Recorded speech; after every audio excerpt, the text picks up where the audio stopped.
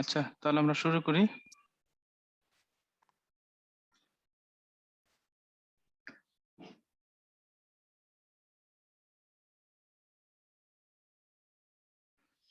রাষ্ট্রাস আমরা ইসের practice problem করছিলাম, যেটা সলভ করে দেওয়া ছিল। আমরা এক্সারসাইজের প্রবলেম থেকে আজকে একটু দেখার চেষ্টা করি।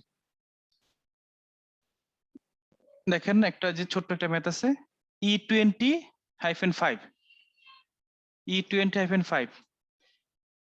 Ecart company applies manufacturing overhead to jobs on the basis of machine hours used. খেয়াল করেন, তাহলে আমাদের কি দাঁড়াচ্ছে এখানে, ওভারহেডটা অ্যালোকেট করে মেশিন আওয়ার উপর ভিত্তি করে। Machine hour overhead cost are expected to total 3 lakh for the year and machine uses is estimated 1,25,000 hours. আচ্ছা, তাহলে ওভারহেড কস্ট হচ্ছে আমাদের 3 লাখ আর মেশিন আওয়ার হচ্ছে আমাদের 1,25,000। For the year 3,22,000 of overhead cost are incurred and 1,30,000 hours are used. মানে আমাদের ওটা ছিল এস্টিমেটেড, কিন্তু বাস্তবে যেটা হয়েছিল যে আমাদের অ্যাকচুয়ালি ওভারহেড হয়েছিল 3,22,000 টাকা আর আমাদের আওয়ার হয়েছে 1,30,000 ঘন্টা। Instructions: compute the manufacturing overhead rate for the year. Overhead rate বের করতে হবে। আচ্ছা, যদি ওভারহেড রেট বের করি তাহলে আমরা কিভাবে বের করব? ওভারহেড রেট কিভাবে ওভারহেড রেট বের করে?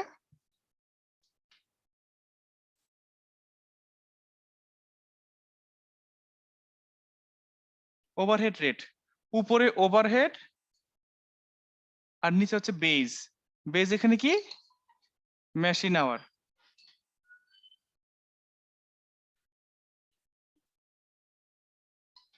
ওভারহেড এখানে কত আসতেছে? 3 লাখ। খেয়াল রাখবেন, ওভারহেড রেট কিন্তু শুরুতে বের করতে হয়, শেষে কিন্তু বের করে আমার কোনো লাভ নাই। আর নিচে বেস কত? 1,25,000। দেখেন তো কত আসে।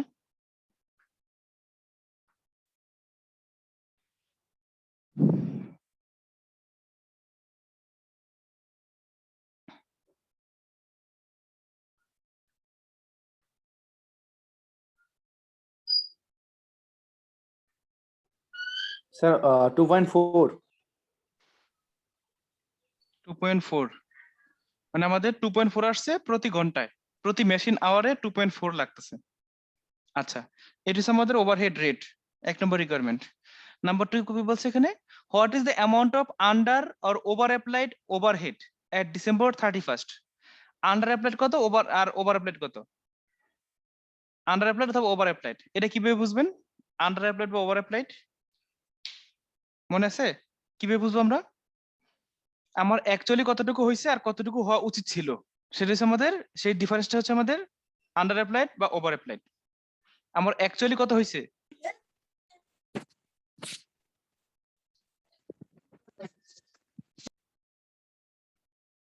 অ্যাকচুয়ালি কতটুকু হয়েছে?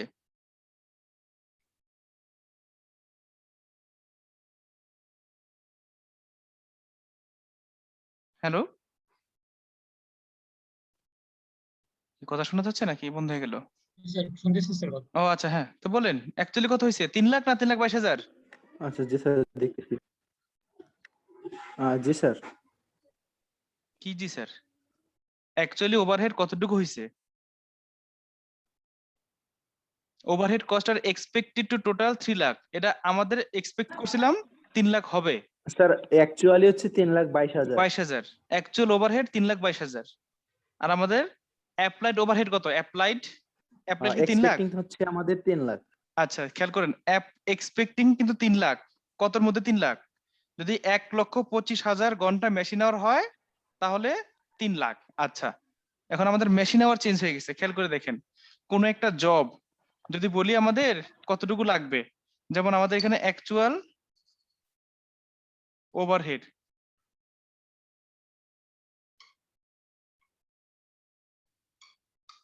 3,22,000 আর এখানে আমাদের অ্যাপ্লাইড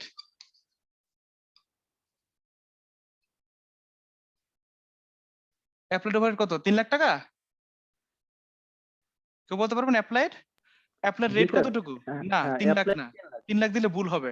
দেখেন 2.4। স্যার এখানে স্যার বের করা লাগবে টাইম ইয়ার সাথে, ওই যে আওয়ারের সাথে। হ্যাঁ, 2.4 ইন্টু 1,30,000 কত আসে দেখেন তো?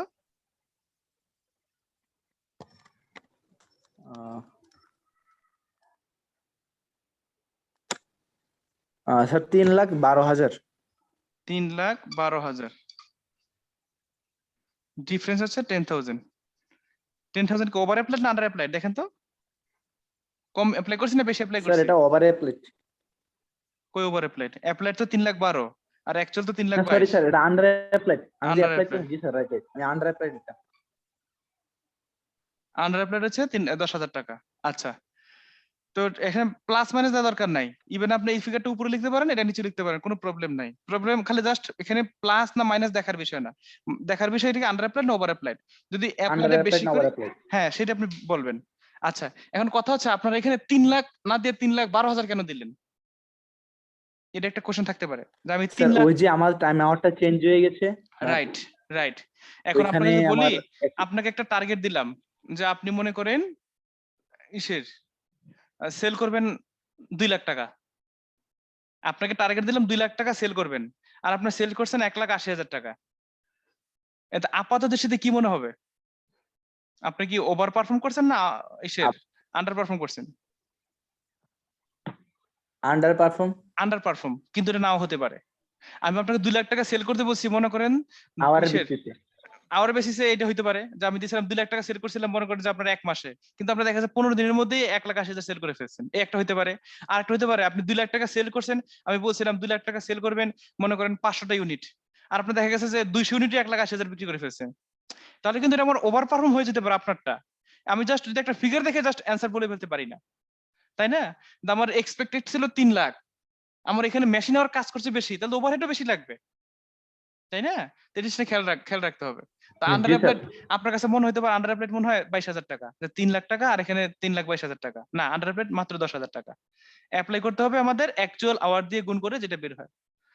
আচ্ছা, আমাদের বি নাম্বারও হয়ে গেল। এই নাম্বার তো হয়েছে 2.4, বি নাম্বার হয়ে গেল 10,000। এগুলো ম্যাথ ছোট ছোটই, আমরা ওই লাস্ট ক্লাসে জার্নাল এন্ট্রি করছিলাম তো বড় অনেক কিছু পড়ছিলাম, তো জার্নাল যদি আসে সেটাও পড়তে হবে। নাম্বার সি দেখেন, prepare the adjusting entry to assign the under or over applied overhead for the year to cost of goods sold। এই যে 10,000 টাকা যে আমাদের এখানে কম অ্যাপ্লাই করলাম, এটা আমাদের দিতে হবে ট্রান্সফার করে কস্ট অফ গুডস সোল্ডে। এখন এই একটা এন্ট্রি দিতে হবে, জার্নাল এন্ট্রি। এটা আমি এখন কি এন্ট্রি দিব, এটা আমার দেখার বিষয়। আন্ডার অ্যাপ্লাইড ওভার অ্যাপ্লাইড আপনি জানেন কিভাবে করছিলাম? আমরা যখন জার্নাল এন্ট্রি করছিলাম মনে করে দেখেন, লাস্ট ক্লাসে যখন আমরা পড়ছিলাম, রবিবার যখন পড়লাম, ওভারহেড যখন হয় ম্যানুফ্যাকচারিং ওভারহেড ডেবিট করি, আর আমাদের ওই যে accounts payable, accumulated depreciation, prepaid insurance এগুলো ক্রেডিট করতাম। আবার যখন এটা আমাদের ট্রান্সফার করে যেতাম, যে ডায়াগ্রামটা টাইমলাইনটা মাথায় রাখেন, ইসের এই ডায়াগ্রামটা, যেমন দেখেন আপনি যখন র মেটেরিয়াল পারচেজ করেন তখন আপনি কি লেখেন? র মেটেরিয়ালস ইনভেন্টরি ডেবিট, এরকম করতাম। আর এখানে অ্যাকাউন্টস পেয়েবল ক্রেডিট করতাম। এটা আমাদের 1 নম্বর এন্ট্রি ছিল। তারপর এটা যখন আমরা আবার কি করব, এটা যখন আমরা আবার ওয়ার্কিং প্রসেসে ট্রান্সফার করব তখন আমরা কি লিখতাম? Working process debit, raw materials inventory credit.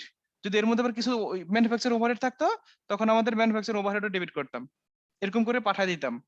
আচ্ছা, আবার 2 নম্বর এন্ট্রি কি দিতাম মনে করেন? কি লিখতাম? যে factory labour debit, factory labour debit. Sir এক নাম্বারটা যদি একটু আরেকবার রিপিট করতেন। এটা আমরা লাস্ট ক্লাসে পড়ছিলাম যখন আমরা যে র র মেটেরিয়াল মেটেরিয়াল পারচেজ ইনভেন্টরি করতেন। ডেবিট। আর অ্যাকাউন্টস পেয়েবল অথবা ক্যাশ ক্রেডিট, তাই না? এরকম আমরা লাস্ট ক্লাসে পড়ছিলাম যখন র মেটেরিয়াল পারচেজ করবেন, হ্যাঁ র মেটেরিয়ালস জি ইনভেন্টরি স্যার। ডেবিট আর অ্যাকাউন্টস পেয়েবল ক্রেডিট। আবার যখন ফ্যাক্টরি লেবার দিবেন তখন কি লিখতেন?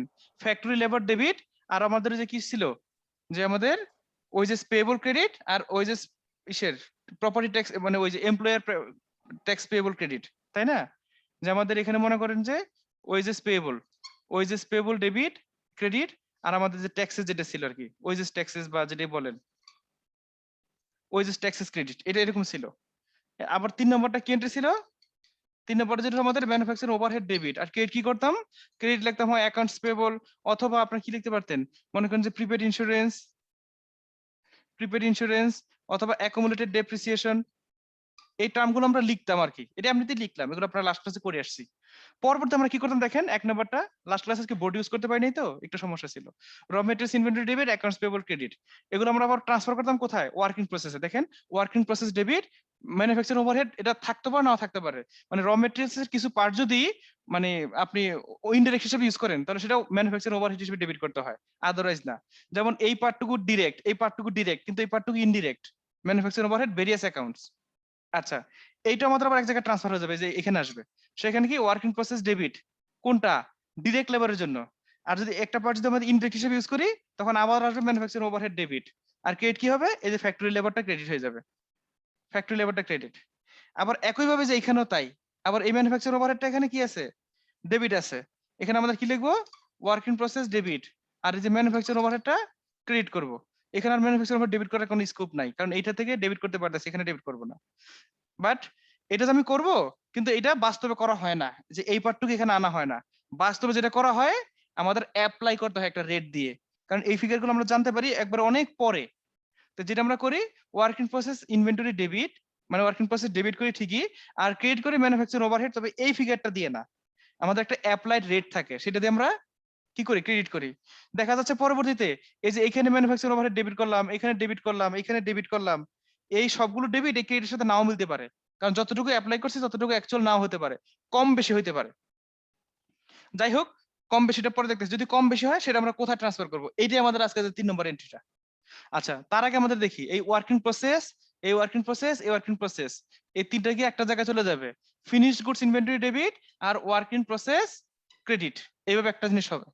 আবার যখন সেল করব তখন এটা আবার চলে যাবে cost of goods sold debit আর ফিনিশড গুডস ক্রেডিট। আর আরেকটা সেকেন্ড এন্ট্রি হবে সেলস রেভিনিউ ডেবিট এবং অ্যাকাউন্টস পেয়েবল ক্রেডিট, সেটা হবে। মানে এইভাবে ট্রান্সফার হচ্ছে, দেখেন র মেটেরিয়ালস থেকে যাচ্ছে ওয়ার্কিং প্রসেস, ওয়ার্কিং প্রসেস থেকে ফিনিশড গুডস, তারপর কস্ট অফ গুডস সোল্ড। আবার লেবার থেকে যাচ্ছে ওয়ার্কিং প্রসেস, ওয়ার্কিং প্রসেস থেকে যাচ্ছে ফিনিশড গুডস, তারপর কস্ট অফ গুডস সোল্ড। আবার ম্যানুফ্যাকচার ওভারহেড থেকে যাচ্ছে ওয়ার্কিং প্রসেস, ওয়ার্কিং প্রসেস থেকে যাচ্ছে ফিনিশড গুডস, তারপর কস্ট অফ গুডস সোল্ড। কিন্তু এই ম্যানুফ্যাকচার ওভারহেডটা এটা অ্যাকচুয়াল, এটা অ্যাকচুয়াল, এটা অ্যাকচুয়াল, কিন্তু এই জিনিসটা হচ্ছে আমাদের অ্যাপ্লাইড। আমরা এখানে অ্যাকচুয়ালটা ক্রিয়েট করতে পারি না, কারণ ওই মুহূর্তে আমি অ্যাকচুয়ালটা জানি না। আমি এই দুইটা জিনিস জানি, কিন্তু এই জিনিসটা জানি না। এটা আমার বছর শেষে কম্পেয়ার করতে হয়। যেমন একটু আগে আমরা করলাম 10,000 টাকা যে বের হইলো, অ্যাকচুয়াল হয়েছে আমার 3,22,000, মনে করেন এইটা এইটা এইটা তিনটা যোগ করে 3,22,000 হয়েছে, আর অ্যাপ্লাই করছে কত, 3,12,000। এই যে এখানে ম্যানুফ্যাকচারিং ওভারহেড এটা এটা আমার 3,12,000, কিন্তু 10,000 টাকা যে কম বেশি হইলো, 10,000 টাকা আমি কিনে যাব, আমি যে কম অ্যাপ্লাই করলাম, এটা আলটিমেটলি এইখানে না দিয়ে সরাসরি এই যে কস্ট অফ গুডস সোল্ড দেওয়া হয়, এই কোশ্চেনে বলে দেওয়া আছে। যেমন এখানে লেখা আছে যে এখানে prepare the adjusting entry to assign the under or over applied overhead for the year to cost of goods sold, মানে cost of goods sold এ দিতে হবে। তাহলে আমাদের এখানে কি করতে হবে, আমি দেখেন ডেবিট করছি কত, কস্ট অফ ম্যানুফ্যাকচারিং ওভারহেড 3,12,000, এখানে ক্রেডিট করছি কত, স্যার 3,12,000 না, 3,12,000 এখানে, আর আমি ডেবিট করছি এখানে এইটা এইটা তিনটা মিলে হচ্ছে ডেবিট করছিলাম 3,22,000। তাহলে আমি কম ক্রেডিট করছি না, 10,000 টাকা কম ক্রেডিট করছি না, এখন আমাকে আরো 10,000 টাকা ক্রেডিট করতে হবে, সেটা আমি তাহলে কি স্যার এই এন্ট্রি দেব, জিনিসটা একটু আরেকবার বললে সুবিধা হতো। কোনটা? ওই যে মানে জাস্ট হচ্ছে যে 3,12,000 থেকে শুরু করে এখানে যে বললেন যে 3,20,000 পর্যন্ত যে কাহিনীটা হইলো।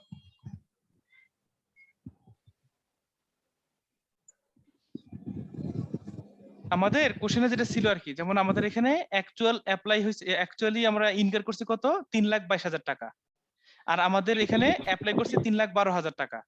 আমি বলতেছিলাম যেমন এখানে র মেটেরিয়াল যখন কিনেন, এটা যখন আপনি ট্রান্সফার করেন ওয়ার্কিং প্রসেসে, তখন কি এন্ট্রি দেন, ওয়ার্কিং প্রসেস ডেবিট আর র মেটেরিয়ালস ক্রেডিট। আর ম্যানুফ্যাকচার ওভারহেড ডেবিট করতে পারেন, না করতে পারেন, যদি ইনডিরেক্ট ইউজ থাকে হইলো, না হলে নাই। আচ্ছা, আমি জিনিসটা এটার জন্য আপাতত বাদই দেই, এই জিনিসটা আপাতত বাদ দেই, সেটা সবচেয়ে ভালো হয়। র মেটেরিয়ালস কিনছেন, র মেটেরিয়ালস ক্রেডিট করতেছেন, র মেটেরিয়ালস কিন্তু কাটাকাটি হয়ে গেল, ইনভেন্টরি একটা ডেবিট করছেন, একটা ক্রেডিট করছেন, কাটাকাটি হয়ে গেছে। আবার দেখেন ফ্যাক্টরি লেবার ডেবিট করছেন, এখানে ফ্যাক্টরি লেবার ক্রেডিট করছেন, এটা কিন্তু কাটাকাটি হয়ে গেছে। কিন্তু ম্যানুফ্যাকচার ওভারহেড এখানে ডেবিট করছেন, এটা ক্রেডিট করতেছেন না, ক্রেডিট করতেছেন ভিন্ন একটা অ্যাকাউন্ট, এটা ম্যানুফ্যাকচারিং অ্যাকাউন্ট, এটা ম্যানুফ্যাকচার ওভারহেড, বাট তফাৎ হচ্ছে এটা অ্যাকচুয়াল, এটা হচ্ছে আমাদের অ্যাপ্লাইড। কেন অ্যাপ্লাইড? কারণ আমি ওই মুহূর্তে আমি জানি না অ্যাকচুয়ালটা কত, আমার হাতে ওই ইনফরমেশনটা নাই, আমাকে অ্যাপ্লাই করতে হয়। তো আমাদের এখানে যেটা হচ্ছে, এই জন্য একটা ডিফারেন্স ক্রিয়েট হয়, আমি অ্যাপ্লাই করবো একটা রেটে, কিন্তু পরে দেখবো এটা আমি কম অ্যাপ্লাই করে ফেলছি অথবা বেশি অ্যাপ্লাই করে ফেলছি। কারণ ম্যানুফ্যাকচারিং ওভারহেড ইনডিরেক্ট কস্ট আমি এক্স্যাক্টলি মেজার করতে পারি না, যার জন্য আমাকে দুইটা হিসাব রাখতে হয়, একটা অ্যাকচুয়াল ম্যানুফ্যাকচারিং ওভারহেড, একটা অ্যাপ্লাইড ম্যানুফ্যাকচারিং ওভারহেড। তো যেটা আমাদের হচ্ছে এখানে, এটা হচ্ছে আমাদের অ্যাপ্লাইড। আমি যখন ওয়ার্কিং প্রসেস ক্রিয়েট করতেছি, ডেবিট করতেছি, ক্রিয়েট করবো কাকে? Manufacturing overhead, but not with the actual manufacturing overhead, but with the applied manufacturing overhead. Applied কত? ওই যে 3,12,000 টাকা। কিন্তু আমি যখন বছর শেষ হয়ে যাবে, এখন না, বছর শেষ হয়ে যাবে, এটা তো আমি অ্যাপ্লাই করছি সারা বছর জুড়ে, বাট যখন বছর শেষ হয়ে যাবে তখন আমি দেখবো কতটুকু অ্যাপ্লাই করছি টোটাল। আমি দেখলাম টোটাল অ্যাপ্লাই করছি 3,12,000, বাট আমি দেখলাম আমার টোটাল অ্যাকচুয়াল হয়েছে কত? 3,22,000 টাকা। তা আমার তো আলটিমেটলি যেটা খরচ সেটাই দেখাইতে হবে, তাই না? তো এখন আমার এই 10,000 টাকা কি করা উচিত? এই 10,000 টাকা অ্যাডজাস্ট করা উচিত কার সাথে? আমি কেবল ব্যাকে চলে যাব, ওয়ার্কিং প্রসেসে যাব, ওয়ার্কিং প্রসেসে কাজ শেষ, এটা শেষ করে ফিনিশ গুডস শেষ করে কষ্ট গুডস সোল্ড এসে পড়ছে। এখন কি আমি আবার লিখবো যে ম্যানুফ্যাকচারিং ওভারহেড 10,000 টাকা credit are working process debit 10,000 টাকা? তাহলে এটা আবার দিনে আবার ফিনিশ গুডস যাইতে হবে না? এটা আবার এখানে আসতে হবে না? ভেজাল হয়ে যাবে না প্রসেসটা? ব্যাক ক্যালকুলেশন তো করা এত পিছনে তো যাওয়া সম্ভব না, এটা পাস্টে হয়ে গেছে। এই জন্য আমি কি করবো এখন? এটাকে তো আমি ক্রেডিট করছি কম, আমি এটা এটা এটা 3,12,000 টাকা ক্রেডিট করছি, এটাকে ডেবিট করছি 3,12,000 টাকা দিয়ে। কিন্তু আমার উচিত ছিল 3,22,000 টাকা ক্রেডিট আর 3,22,000 টাকা ডেবিট করা।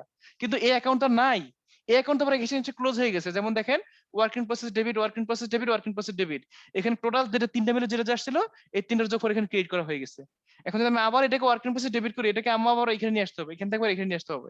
এই জন্য আমি কি করবো? অ্যাকাউন্ট সব ক্লোজ হয়ে গেছে, আমি লিখবো cost of goods sold debit আর ম্যানুফ্যাকচারিং ওভারহেড ক্রেডিট, এটা করব।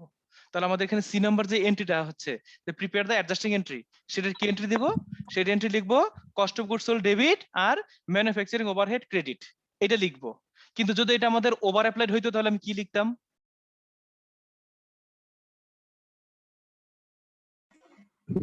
একই এন্ট্রি লিখতাম, জাস্ট ডেবিটটা ক্রেডিট, ক্রেডিটটা ডেবিট হইতো, তখন আমার cost of goods sold ultimately কমে যেত। বুঝতেছেন?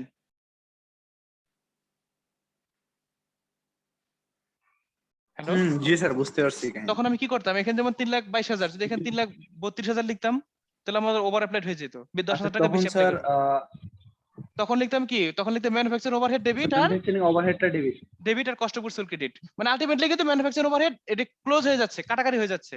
যেমন এখানে 3,22,000, এখানে 3,12,000, কিন্তু আমি যদি 3,32,000 টাকা ক্রেডিট করতাম, তাহলে ম্যানুফ্যাকচারিং ওভারহেড বেশি ক্রেডিট হয়ে গেছে, এটাকে আবার ডেবিট করলে ইকুয়াল হয়ে যাবে।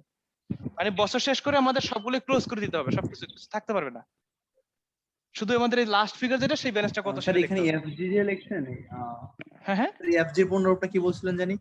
কোনটা? ওই যে স্যার ওয়ার্কিং প্রসেসের উপরে যে এফজি লিখছেন, এফজি পুনরূপটা কি? ও, ফিনিশড গুডস। স্যার ওই যে আর finished goods inventory debit are working sir process. এখানে ওয়ার্কিং হুম, স্যার ওয়ার্কিং প্রসেসে যতগুলা পাইতে সবগুলারে স্যার সাম করে ক্রেডিট এই করে ক্রেডিট, ফেলতেছি। হ্যাঁ হ্যাঁ হ্যাঁ হ্যাঁ, আর যতগুলো ফিনিশড পাচ্ছে। গুডের মধ্যে স্যার হ্যাঁ, যত এটা ফিনিশড যতটা গুডের ক্রিয়েট করবো মধ্যে কি ততটা কি ডেবিট আসতেছে? করবো। ওই যে এটার ভার্সনটুকু এখানে আসতেছে। এখানে সবগুলো ক্রিয়েট করবো না, কারণ কি, যদি কোনো গুডস আমাদের আবার ওয়ার্কিং প্রসেস যদি সবটা কমপ্লিট হয়, শুধু কমপ্লিটটুকু আমি এখানে লিখবো। দেখা গেছে আমি ওয়ার্কিং প্রসেস এখানে ডেবিট করছি 1,00,000, এখানে করছি 50,000, এখানে করছি 20,000, কত হলো? 1,70,000। কিন্তু আমি এখানে এমন হতে পারে লিখতে পারি ফিনিশ গুডস ডেবিট হচ্ছে 1,20,000 টাকা। কেন? কারণ সবগুলো আমার কমপ্লিট হয় নাই। ফিনিশ গুডস মানে কি? যেটা কমপ্লিট হয়ে গেছে, তাই না? আবার এরকম থাকতে পারে যে ওয়ার্কিং প্রসেস আমাদের বিগিনিং ব্যালেন্স থাকতে পারে, বিগিনিং ব্যালেন্স থাকতে পারে এরকম। তাহলে আমাদের দেখা যাচ্ছে যে যতটুকু এখানে আছে তার চেয়ে বেশি হয়ে গেছে। ওটা ডিপেন্ড করে সিচুয়েশনের উপর। আমরা একটা আরেকটু বড় ম্যাথ নেই, প্রবলেম নেই, আরেকটু ক্লিয়ার হবেন, দেখেন।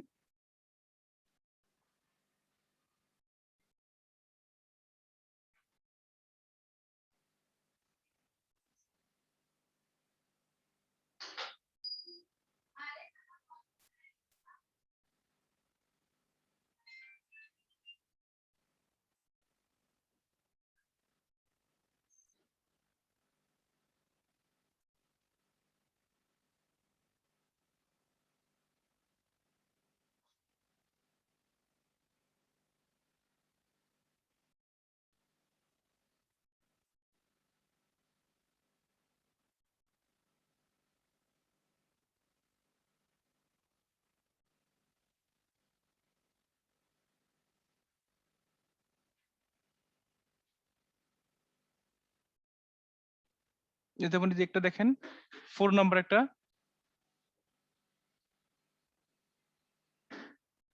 এটা অবশ্য এটার মতোই, জাস্ট একটু ইসের বড় আর কি। Agassi company uses a job order cost system in which in each of its 3 manufacturing departments. তিনটা department. Manufacturing overhead is applied to jobs on the basis of direct labor cost in department D, direct labor hours in department E, and machine hours in department K. দেখেন তিনটা ভিন্ন জিনিস। আপনাদের তিনটা ভিন্ন rate হবে। কি বলছে এখানে আমাদের দেখেন, manufacturing overhead is applied to jobs on the basis of direct labour cost in department D. Department D তে হয় ডিরেক্ট লেবার কস্টের উপর, ডিপার্টমেন্ট ই তে হয় ডিরেক্ট লেবার আওয়ার্স এর উপর, আর ডিপার্টমেন্ট ই তে হয় কে তে হয় কিসের উপর, ডিরেক্ট মেশিন আওয়ার্স এর উপর। In establishing the predetermined overhead rates for 2017, the following estimates were made for the year. দেখেন ম্যানুফ্যাকচারিং ওভারহেড ডিতে আছে 12 লাখ টাকা, ইতে 15 লাখ, কেতে 9 লাখ। ডিরেক্ট লেবার কস্ট এখানে 15 লাখ, এখানে 12,50,000, এখানে 4,50,000। ডিরেক্ট লেবার আওয়ার্স 1 লাখ, 1,25,000, আর এখানে 40,000। মেশিন আওয়ার্স 4 লাখ, 5 লাখ, আর 1,20,000। সবগুলোই দেওয়া আছে, আপনার যেটা দরকার সেটা ভাগ দিবেন। During January, the job cost sheets showed the following cost and production data. Direct materials used 1,40,000, 2 lakh, 1,26,000, আর 78,000। Direct labour cost 1,20,000, 1,10,000, 37,500। Manufacturing overhead incurred 99, 1,24,000, 79,000। Direct labour hours 8,000, 11,000, 3,500। Machine hours 34,000, 45,000, আর 10,400। Instruction: compute the predetermined overhead rate for each department. আচ্ছা, প্রত্যেকটা ডিপার্টমেন্টে আলাদা করে rate বের করতে হবে। তারপর compute the total manufacturing cost assign to jobs in January and each department. আচ্ছা, খুব সুন্দর। তো আমাদের এখানে কস্ট বের করতে হবে, তারপর হচ্ছে আমাদের আন্ডার রোবট রেট। হ্যাঁ, ম্যাথটা একটু খুব স্ট্যান্ডার্ড, দেখি আমরা একটু তাহলে, বাট অনেক কঠিন না, অনেক বড়ও না।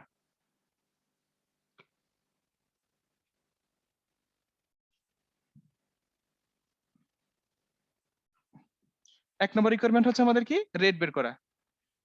Predetermined, compute the predetermined overhead rate.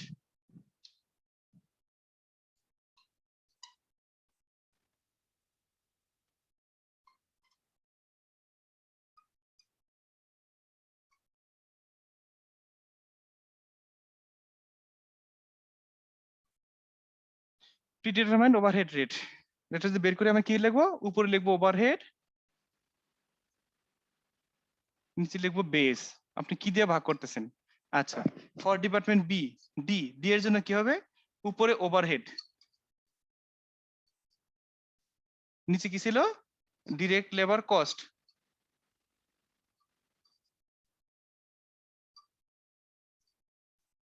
আর ই এর জন্য কি ছিল,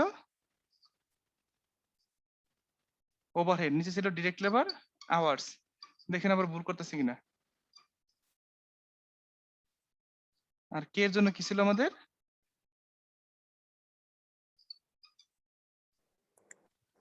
নিচে হচ্ছে মেশিন আওয়ার্স। তো আমাদের ফর্মুলাটা কি ওভারহেড বাই বেস ছিল নাকি হচ্ছে, আচ্ছা হ্যাঁ বুঝছি, বেস ছিল। হ্যাঁ, বেস।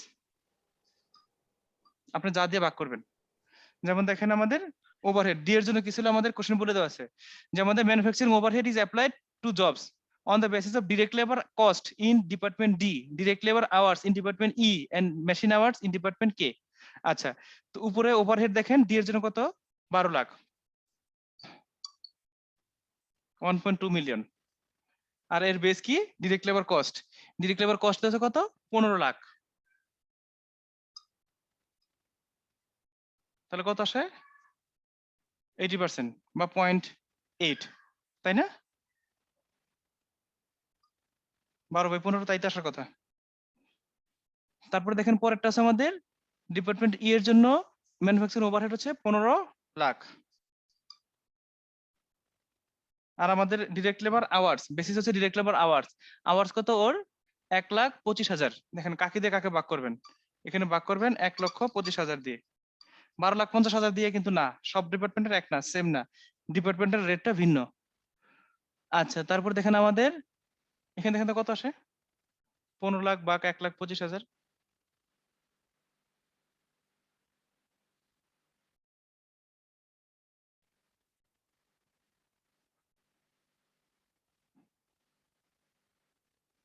স্যার 125%। 125% দিয়ে না, এটা কেন পার্সেন্ট দিছি দেখেন, এইটাও টাকা এটাও টাকা, কিন্তু এটা টাকা, এটা কিন্তু আচ্ছা, আওয়ার।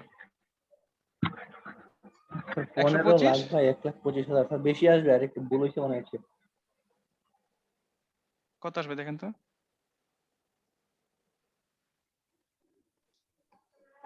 1500 ভাগ 125।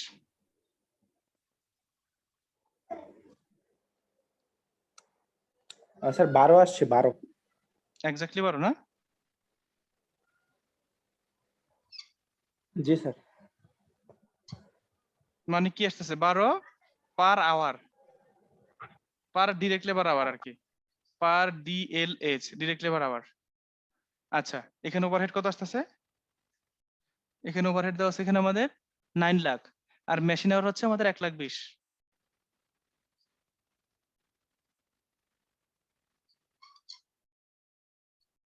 দেখেন কত আসে।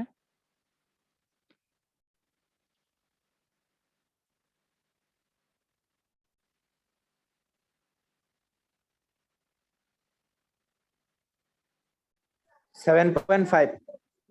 7.5। এটা কি পার মেশিন আওয়ার।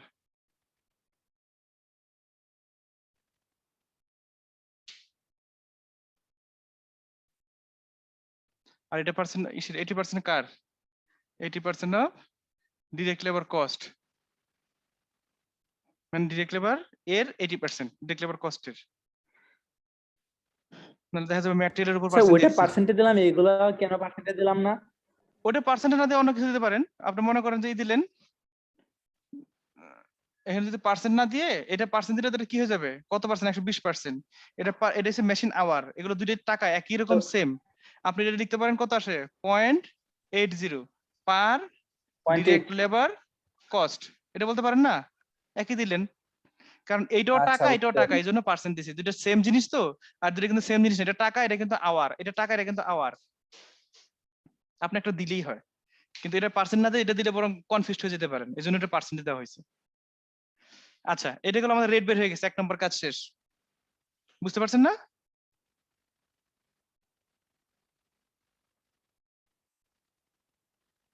দুই হ্যাঁ নম্বরটা জি দেখেন। স্যার। 2 নম্বরটা হচ্ছে আমাদের ওই জবের কস্ট বের করা, এই ডিপার্টমেন্ট ওয়াইজ প্রত্যেকটা জবের কস্ট বের করা। আচ্ছা, ডিপার্টমেন্ট ডি, ডিপার্টমেন্ট ই, ডিপার্টমেন্ট কে, কি কি আছে আমাদের এখানে দেখেন। ডিরেক্ট ম্যাটেরিয়ালস ইউজড,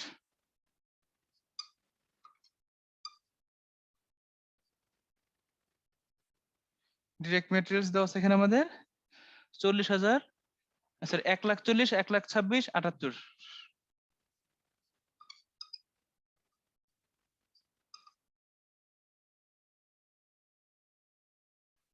আচ্ছা, দেন হচ্ছে আমাদের ডিরেক্ট লেবার,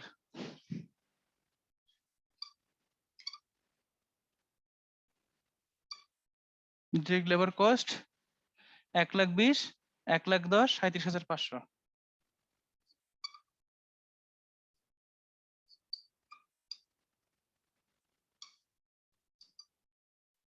আচ্ছা, এরপর আমাদের কি দিতে হবে দেখেন, manufacturing overhead incurred.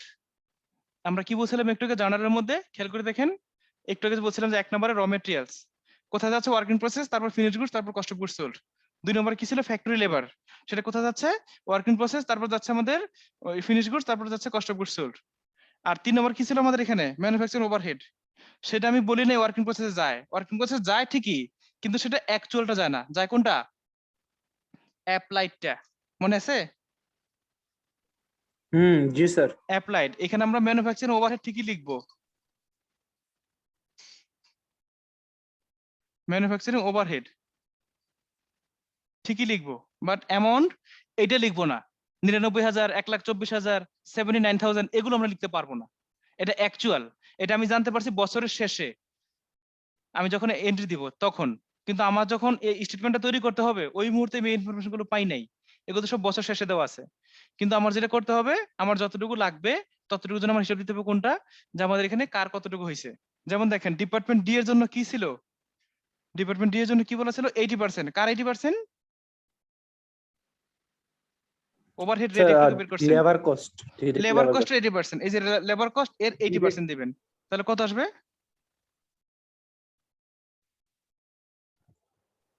Sir labour কস্টে যদি লেবার 80% কস্ট দেই এই যে তাহলে 1,20,000, হচ্ছে 1,20,000 এর 80% দিবেন।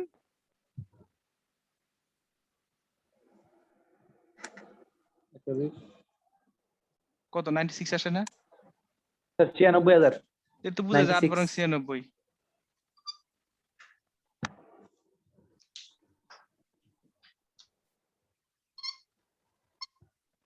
96। এখানে কি ডিপার্টমেন্ট এর রেট কিভাবে ছিল? স্যার এরটা ছিল হচ্ছে 12 টাকা। Direct level hours. Direct labour hours এর পার আওয়ারে কত ছিল? হ্যাঁ 12। স্যার 12 পার আওয়ারে 12। এখানে আওয়ার কত হয়েছিল? ডিরেক্ট লেবার আওয়ার্স কত লাগছে দেখেন তো ডিপার্টমেন্ট এর জন্য? স্যার 125। কই 125? নিচেরটা স্যার নিচেরটা 11,000। 11,000। 125 আবার কোথায় পেলেন আপনি? আমি তো কোথাও দেখতেছি না। ওটা তো উপরে আমি 1,25,000। উপরেটা ওটা চিন্তা এস্টিমেটেড, করতেছিলাম। ওইটা হচ্ছে টোটাল ডিপার্টমেন্ট হ্যাঁ থেকে হ্যাঁ যতগুলো হয়, আর এটা একটা স্পেসিফিক জবের জন্য দেওয়া আছে। এখানে তো অনেকগুলো জব থাকতে পারে, একটা ডিপার্টমেন্টে একাধিক জব থাকতে পারে, এখানে যে জবগুলো আছে সেই জবের জন্য কষ্ট করে আর কি। তো দেখেন আমাদের কত আসতেছিল, মানে 1,25,000-এর জন্য আমার ছিল কত 15 লাখ টাকা, মানে পার ডিরেক্ট লেবার আওয়ারে ছিল 12 টাকা। এখানে আমাদের ডিরেক্ট লেবার আওয়ার ছিল কত ডিপার্টমেন্ট ইসের জন্য, ইয়ের জন্য 11,000। 11,000 ইন্টু 11,000 এখানে 11,000 ইন্টু 12 12 দিয়ে কত গুণ আসে? দিব। হ্যাঁ গুণ দেন।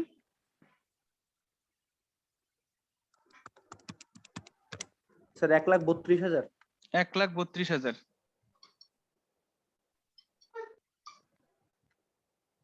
কালি চলে দেখেন।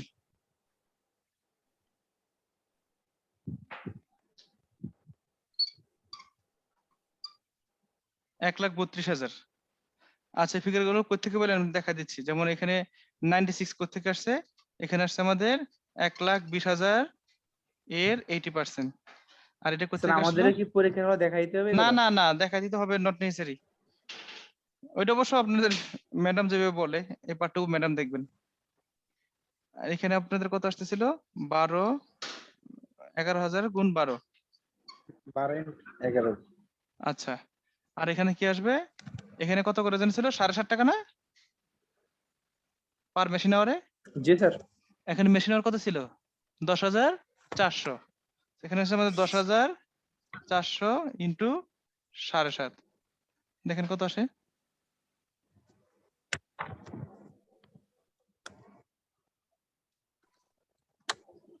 স্যার 78,000। 78,000। আচ্ছা আপনি এখানে না দেখায় যদি এইখানে দেখা দেন একটা একটা করে, তাও পুরো হয়ে যাবে।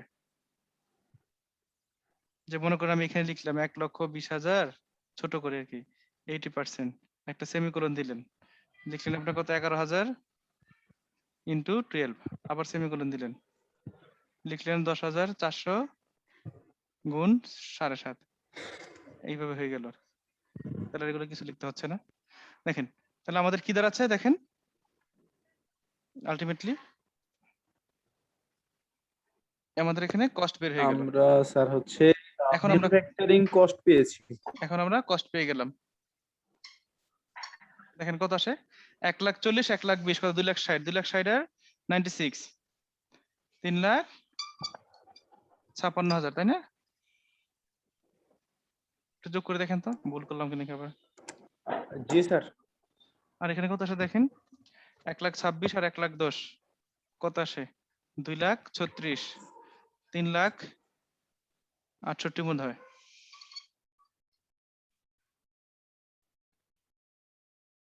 নাকি, একটু চেক করেন আমি ভুল করতেছি কিনা। 78,78 আর 37,500 যোগ করেন তো কত আসে, তো একটু বেজাইল্লা।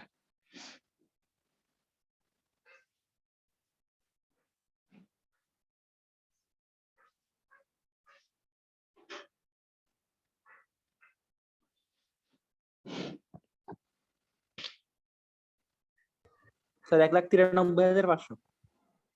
1,93,500। 193।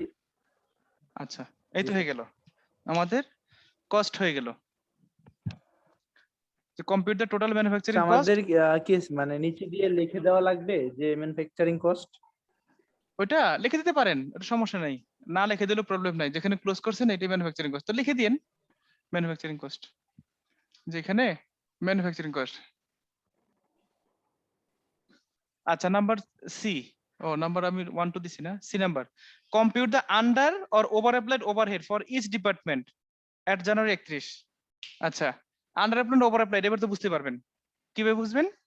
এই যে এটা কি অ্যাপ্লাইড না অ্যাকচুয়াল, যেটা আমরা লিখলাম যে 96 1 লাখ 1 লাখ 32, এগুলো কি ছিল? এটা এটা অ্যাপ্লাইড স্যার, এটা এটা অ্যাপ্লাইড, অ্যাপ্লাইড। যেটা আমাদের এখানে দেওয়া হয় সেটা অ্যাপ্লাইড দেওয়া হয়। এখন আমরা অ্যাকচুয়ালের সাথে কম্পেয়ার করব। সি নাম্বারটা আপনি জাস্ট এভাবে লিখবেন, এই যেটা আছে আমাদের অ্যাপ্লাইড ম্যানুফ্যাকচারিং ওভারহেড, আর এটা আমরা নিচে লিখবো অ্যাকচুয়াল ম্যানুফ্যাকচারিং ওভারহেড। অ্যাকচুয়ালটা কত কোশ্চেনে দেওয়া আছে, যেমন দেখেন যে ম্যানুফ্যাকচারিং ওভারহেড ইনকার্ড 99,000। তারপর আছে কত আমাদের 1,24,000। দেন হচ্ছে আমাদের 79,000। ডিফারেন্সটা বের করেন, এখানে 3,000 আর এখানে কত 8,000, ডিফারেন্স 8,000, এখানে 1,000। এখন কথা হচ্ছে আমি ব্র্যাকেট দিব কি দিব না, আপনার ব্র্যাকেট দেওয়াটা জরুরি না। এখানে আপনার আন্ডার অ্যাপ্লাইড ওভার অ্যাপ্লাইড যেটা লেখেন, under or over applied overhead. আচ্ছা, এখন দেখেন ভালো করে খেয়াল করেন, এই 3,000 কি আন্ডার অ্যাপ্লাইড না ওভার অ্যাপ্লাইড? 3000 স্যার হচ্ছে আন্ডার অ্যাপ্লাইড। আন্ডার অ্যাপ্লাইড, কারণ অ্যাকচুয়াল 99 আর আপনি অ্যাপ্লাই করছেন কম, এটা হচ্ছে আন্ডার অ্যাপ্লাইড। তো এখানে আপনি নিচে লিখে দিয়েন আন্ডার অ্যাপ্লাইড। আর এখানে দেখেন আপনার অ্যাকচুয়াল হচ্ছে 1,24,000 কিন্তু অ্যাপ্লাই করছেন 1,32,000, তাহলে কি হইলো? ওভার অ্যাপ্লাইড না ওভার অ্যাপ্লাইড। Over applied? জি প্রত্যেকটা না লিখে নিচে নিচে লিখে দিন, তাহলে আপনার হয়ে যাবে। যে এখানে অ্যাপ্লাই করার কথা ছিল অ্যাকচুয়াল হচ্ছে 79 আর অ্যাপ্লাই করছেন 78, তাহলে এটা আমাদের আন্ডার অ্যাপ্লাইড। ওটাও আন্ডার অ্যাপ্লাইড। এই তো হয়ে গেল।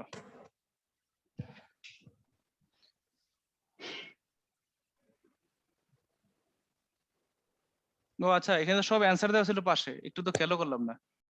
আপনি কি অ্যান্সার দেখে বলছেন নাকি? না স্যার, ক্যালকুলেটর আচ্ছা, আমি নিজেও দেখিনি। না আমরা তো কিছুই করিনি, সব এখানে অ্যান্সার পাশে দেওয়া আছে দেখতেছি। দেখেন ওখানে কিন্তু যে ওরা 8,000 ব্র্যাকেট দিছে আর 3,000 1,000 ব্র্যাকেট দেয় নাই, কিন্তু ব্র্যাকেট দিয়ে কি বুঝাইছে এটা কিন্তু উপরে বইয়ের ভিতরে লেখা আছে। আপনি তো ওটা ইসের এখানে আপনি এই কাজ করতে পারেন, যেমন মনে মানে করেন। ওটা ওটা আলাদা করে, ওটা স্যার মানে হ্যাঁ, হচ্ছে কোনো যে প্রবলেম নাই। দুটো আলাদা টাইপ, ওভার অ্যাপ্লাইড এর জন্য আলাদা করে। হ্যাঁ, যেমন এটা যদি ব্র্যাকেট দেয়, এটা ব্র্যাকেট দেওয়া মানে আপনি বুঝাইতে হবে যে ব্র্যাকেট দিয়ে আমি কি বুঝাচ্ছি, ওভার অ্যাপ্লাইড, তাহলে এখানে ওভারে ব্র্যাকেট দিবেন, তাহলে এটা ওভার অ্যাপ্লাইড হয়ে গেল। আপনি ব্র্যাকেট দিয়ে কি ইন্ডিকেট করতেছেন? এখানে ব্র্যাকেট মানে কিন্তু মাইনাস বুঝাচ্ছে না, রিমেম্বার, মানে একটা কিছু বুঝাচ্ছে আর কি, এটা যেটা বইয়ের ভিতরে লেখা আছে, ওটা সমস্যা নেই। এইরকম আর কি ম্যাথ আশা করি পারবেন যেগুলো আছে। আর যে জার্নাল গুলো যে একটা দিছিলাম যে ইসের করাইছিলাম প্র্যাকটিস ইসের ভিতরে, সেটা একটু দেখেন। ওই জার্নাল এই ম্যাথ এই টুকটাক ম্যাথ করলেই হয়ে যাবে চ্যাপ্টার। আচ্ছা, আরেকটা কথা আপনাকে ম্যাডাম আমাদের জিজ্ঞেস করছিল আর কি, যে আপনাদের কোনো এমনি কোনো প্রবলেম আছে কিনা বা পরীক্ষা সংক্রান্ত কিছু ম্যাডামকে জিজ্ঞেস করবেন কিনা। তো যদি এরকম হয় তাহলে সেক্ষেত্রে আপনাদের যেটা করতে হবে আর কি, আপনাদের যে ম্যাডামের একটা কোনো সেশন নিতে হবে কিনা অল্প সময়ের জন্য, কোশ্চেন প্যাটার্ন কেমন হবে সেগুলোর ব্যাপারে আমাকে জিজ্ঞেস করতে বলছিল। আপনারা চাচ্ছেন কিনা?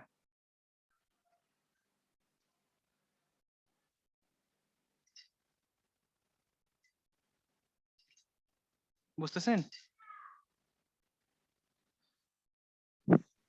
টার্মে স্যার মানে জানি না ওটা কোন চ্যাপ্টারে স্যার, ম্যাথের কোশ্চেনটা ছিল এরকম যে মানে ওভারহেড কস্ট এগুলো দেওয়া আছে, আমাদের চাইছে হচ্ছে যে allocate the service department cost to the production departments using direct method and reciprocal method. আচ্ছা, এটা কি ম্যাডাম আপনাদের করাইছে? মানে হচ্ছে যে এটা ওভারহেডের এটা না, আমি এটা বুঝতে পারছি, ওইটা হচ্ছে আপনার সার্ভিস ডিপার্টমেন্টের কস্ট অ্যালোকেশন। হ্যাঁ ওভারহেডের না, মানে কোশ্চেনটা মানে ওইটা হচ্ছে ওই ওভারহেডের, ধরতে এটা এগুলো ওভারহেডের, নেই, আসলে ওইটা চাইছে দেখি ওভারহেডেরই, ওইখানে। ওইটা ওভারহেডের, কিন্তু এটা এখানে না, ওটা আরেকটা টপিক, সেটা হচ্ছে ওভারহেড সার্ভিস ডিপার্টমেন্টের কস্ট অ্যালোকেশন, ওটা হচ্ছে ভিন্ন। যেমন আপনি চিন্তা করে দেখেন, আপনার যে বুয়েটে যে আপনাদের সিভিল ডিপার্টমেন্টে পড়েন, civil engineering department, civil engineering department sir আছে। ওটা কি ওই মানে কোশ্চেনটা কি স্যার আপনাকে মানে ইয়াতে পাঠিয়ে দিব, যে ওটা সলভ করতে পারতেছি না। ওটা সলভ করবেন কেন? ওটা কি ম্যাডাম দিছিল আপনাদেরকে? মানে ওই টপিক কি পড়ানো হয়েছে, ম্যাডাম আচ্ছা পড়াইছে? ম্যাডাম পড়াইছে কিনা আসলে সেটা মনে নাই, যদি পড়াইছে না কিনা পড়ায় তাহলে সেই টপিকটা পড়ি নেই না, আর যদি ম্যাডাম পড়ায় থাকে এবার সলভ মানে করতে পারতেছে ভিডিও না তাহলে দেখে। আমাকে দিয়েন। ম্যাডাম পড়ায় নাই স্যার। তাহলে কেন পড়তেছেন খামাখা ওইটাকে? ওটা কিন্তু আলাদা একটা টপিক, আলাদা একটা টপিক ওইটা, ওভারহেড অ্যালোকেশন আর কি। আপনি যদি মনে জি করেন স্যার। যেটা যে ম্যাডাম পড়াইছে আসতে পারে তাহলে আমাকে দেন, আমি সলভ করে দিব। স্যার মানে স্যার এই স্যার গত স্যার 3 বছর 4 বছরের কোশ্চেন দেখলাম স্যার, ওইখানে স্যার এই কোশ্চেনটা ছিল যে আচ্ছা, স্যার কস্ট অ্যালোকেশনটা কিরকম হবে, আর রিসিপ্রোকাল এই যে সার্ভিস মেথড আর ডিরেক্ট মেথড দিয়ে এটা করতে আর আমি কি। বুঝতে পারছি। জি স্যার, এই জন্য আসলে ডিরেক্ট মেথড আর কনফিউজ ছিলাম রেসিপ্রোকাল যে এটা কি মেথড। সিলেবাসে আছে কিনা স্যার, না, এই জন্য। সিলেবাসে অনেক কিছু থাকে, অনেক সময় থাকে না, বাট যেটা জি স্যার। পড়ায় তার বাইরে তো আলটিমেটলি যায় না আর কি পারতপক্ষে। জি স্যার। আমাকে যেটা বলছে আর কি, আমাকে দুটো টপিক পড়াইতে বলছে, এক হচ্ছে ক্যাপিটাল বাজেটিং যেটা আমি আপনাদের ভিডিও দিয়ে রাখছিলাম, আর একটা বলছিলাম আমাদের ওই যে ইসের জব অর্ডার কোশ্চেন এটা। এখন ওভারহেড ম্যাডাম যদি না পড়ায় তাহলে তো সেটা আসবে না। আর জি যদি না, স্যার। আর যদি এরকম হয় যেটা পরীক্ষা আসছে বাট আপনারা পারতেছেন না, তাহলে আমাকে দিয়ে আমি সলভ করে দিব না। ওটা খুবই ইজি মেথড। ওটা হচ্ছে কি, আসলে আমি বলি যে দুইটা ডিপার্টমেন্ট থাকে একটা প্রতিষ্ঠানে, একটা সার্ভিস ডিপার্টমেন্ট, একটা হচ্ছে আপনার প্রডিউসিং ডিপার্টমেন্ট।